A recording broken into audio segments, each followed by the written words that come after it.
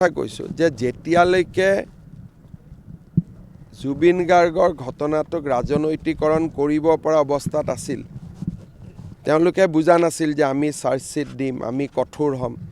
যেতিয়ালৈকে আমি মনে মনে আছিলোঁ, অখিল গগৈ প্ৰত্যেকটো দিনাই জুবিনৰ সমাধিত যায় আৰু তেওঁ গ'লে মিয়া সকলো আহি পায়, এটা পৰিৱেশ নিৰ্মাণ কৰি আছিলে।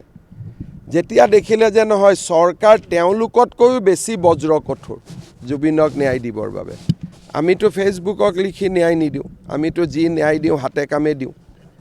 যেতিয়া তেওঁলোকে দেখিলে আমি বজ্ৰ কঠোৰ, এতিয়া উল্টাই কৈ আছে হত্যা বুলি কেনেকৈ গম পালে, অমুক বুলি কেনেকৈ গম পালে। তাৰমানে এইটো হত্যা নহয় বুলি ক'ব লাগিছিল নেকি?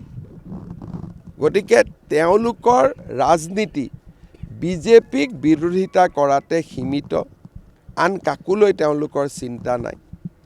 মইতো এছেম্বলিত এইবাৰ গায়ো দিম যে জীৱনকালত এই মানুহবিলাকে কিমান জুবিনক সমালোচনা কৰিছিল। স্যাৰ, আপুনি বৃন্দাবনী বস্ত্ৰ চুক্তি কৰোঁতে